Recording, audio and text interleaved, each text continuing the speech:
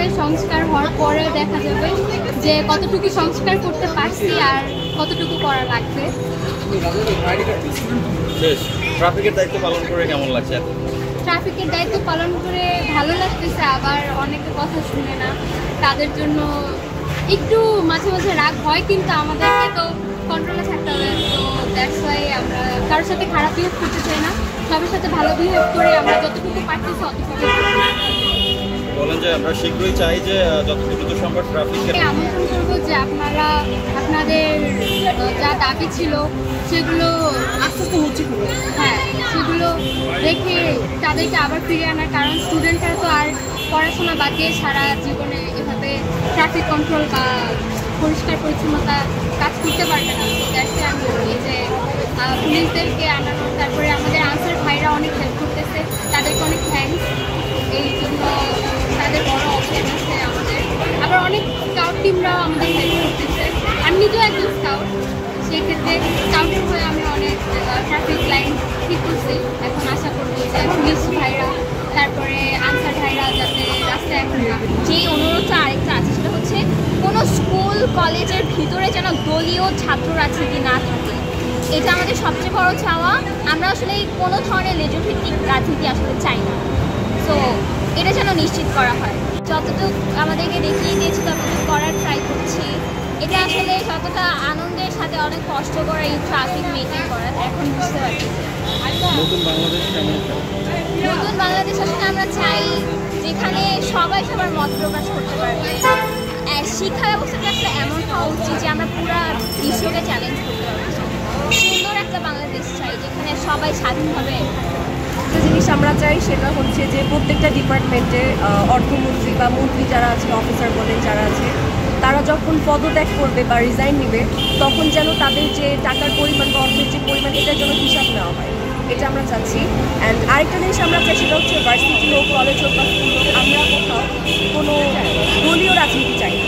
আমরা চাচ্ছি যে একদম নতুনভাবে শুরু হোক, বাংলাদেশ যাতে স্বৈরাচার মুক্ত হোক, রাজনীতি মুক্ত হোক, আমরা এরকম একটা দেশ করতে চাই। অবশ্যই আমাদের জন্য একটা গর্বের বিষয়। কিন্তু আমাদের এই স্টুডেন্টরা যারা এক প্রকার মোবাইলের ভিতর আসক্ত হয়েছিল এক সময়, যারা বলতো যে এরা মোবাইলের বাইরে কোনো কিছু না, তারা আজ রাস্তায় নেমে ট্রাফিকের দায়িত্ব পালন করছে, রাস্তা পরিষ্কার করছে, বিভিন্ন দেওয়ালে চিত্রকর্ম করছে, সব কিছু সহ এটা খুবই একটা গর্বের সাথে আমরা বলতে পারবো যে আমাদের জেনারেশনটা এগিয়ে আসছে।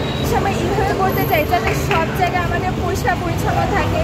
যেমন আমাদের এখন রাস্তা আছে কিন্তু রাস্তায় ডাস্টবিন নেই, বিভিন্ন জায়গায় ময়লা আবর্জনা পড়ে থাকে। তাই যে আমাদের রাস্তায় যেন যথাযথ ডাস্টবিনের ব্যবহার করা হয়, এবং রাস্তায় যেন এখন দেখা যাচ্ছে যে এর আগে স্বাধীন হওয়ার আগে রাস্তা থেকে চুরি ডাকাতি পর্যন্ত হতো। এগুলোর ব্যাপারে আইন শৃঙ্খলা বাহিনী যেন একটু বেশি নজর দেয়। আর নতুন বাংলাদেশে আমরা এইভাবে থাকতে চাই স্বাধীনভাবে, যেখানে মানুষ সকলের মতামত পোষণ করতে পারবে, যাতে সকলের মতামত শোনা হোক, সকলের মতামত গুরুত্ব দেওয়া হোক, সবাই যেন নিজের মতামত প্রকাশ, পরিবেশ বজায় থাকে। ট্রাফিকের দায়িত্ব পালন করছেন, মাঝে মাঝে আমরা ট্রাফিককে গালি দিতাম, এখন কেমন ফিল করছেন? না আসলে গালি দিতাম, এটা আমাদের উচিত ছিল না। আমরা বুঝতে পারছি কারো জায়গায় গেলে আসলে বোঝা যায় যে ওনার কষ্টটা কি।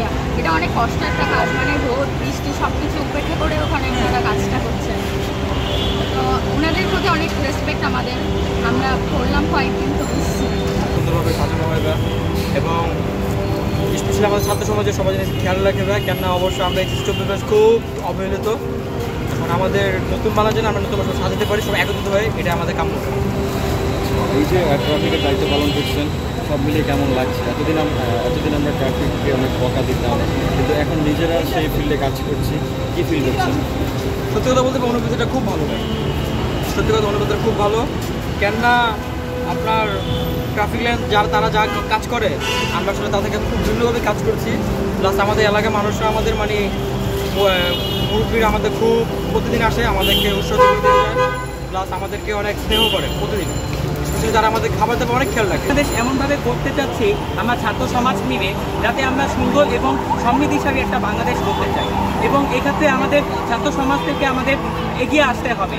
এবং আমরা ছাত্র সমাজ যদি একতাবদ্ধ হয়ে যদি কাজ করি, তাহলে আমরা একটা সুন্দর সমৃদ্ধিশালী আর সুখী একটা বাংলাদেশ করতে পারবো। আমরা ট্রাফিকের দায়িত্ব বা আপনারা পরিষ্কার পরিচ্ছন্নতার কাজ করছেন, কেমন লাগছে? ট্রাফিকের দায়িত্ব সম্পর্কে আমি কিছু বলতে চাচ্ছি। আমরা অনেক সময় এই যে ট্রাফিক পুলিশকে এই যে গালিগালাজ করি, আবার কিছু রিজনও আছে গালিগালাজ করার। কিছু কিছু ট্রাফিক পুলিশ এই যে ঘুষ সুদ আগে নিত, তো তাদের কথা ভিন্ন। সবাই তো খারাপ না, 10% মানুষের জন্য তো আমরা সবাইকে খারাপ বলতে পারি না। তো এইসব ট্রাফিক পুলিশের দায়িত্ব পালন করতে গিয়ে আমরা অনেক সমস্যা ফেস করেছি, অনেক কষ্ট করতে হয়েছে আমাদের, এবং মানুষদেরকে শৃঙ্খলার মধ্যে নিয়ে আসা একটা খুব চ্যালেঞ্জিং এবং কঠিন একটা কাজ। তো আমাদেরকে এখন থেকে ট্রাফিক পুলিশদেরকে সম্মান এবং তাদের যথাযথ রেসপেক্ট আমাদের করতে হবে। আর সব থেকে গুরুত্বপূর্ণ বিষয়, এই ট্রাফিক পুলিশরা সব থেকে বেশি শব্দ দূষণের শিকার হচ্ছে।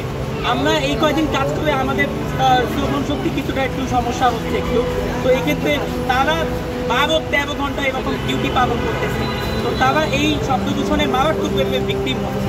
তো আমাদের উচিত যে অযথা এরকম হর্ন বাজানো থেকে আমাদের বিরত থাকতে হবে, এবং প্রয়োজনে এগুলোর বিরুদ্ধে এখন আমাদের আইনি ব্যবস্থা নিতে হবে। অযথা হর্ন বাজানোর উপর জরিমানা আদেশ করতে হবে। দূষণ মুক্ত তবে যে ভ্যাকসিন এগুলো হয়, এগুলো যেন না হয়, প্লাস যে না হয় এগুলো যাতে বন্ধ হয়, প্লাস রাস্তাঘাট যদি পরিষ্কার থাকে, আমাদের পুরো দেশটা যেন দূষণ মুক্ত থাকে, আমরা যেন আমাদের দেশটা যেন পৃথিবীর মধ্যে একটা মানে ভাইরাল দেশ বা সবাই যেন এটাকে চিন একটা ফেমাস কান্ট্রি হয়, যেন শিক্ষার দিক দিয়ে সব কিছুর দিক দিয়ে যেন বাংলাদেশ এগিয়ে যায়। প্লাস আমরা চাই যে শিক্ষার যে ব্যবস্থাটা এটার জন্য উন্নতি হয়, যেমন আমাদের শিক্ষা ব্যবস্থা নতুন কারিকুলাম যেটা করেছে সেটা থাকুক, কিন্তু এটাও যেন সবার মধ্যে যেন ঠিকভাবে মানে পরিচালনা করা হয়। তারপরে আমাদের যে পরীক্ষা ব্যবস্থা এটা যেন ঠিকঠাক করা হয়। সব মিলে আমি একটা শৃঙ্খলা, তারপরে অনলাইন মুক্ত এগুলো চাচ্ছে আমাদের দেশে যেন শৃঙ্খলা হয়, সবাই যেন আইনটা এবং মানে, তবে কেউ যেন কোনো চুরি ডাকাতি এগুলো যেন না হয়, আমাদের দেশটা যেন একটা সুন্দর পরিপাটি দেশ হয়, এটাই আমরা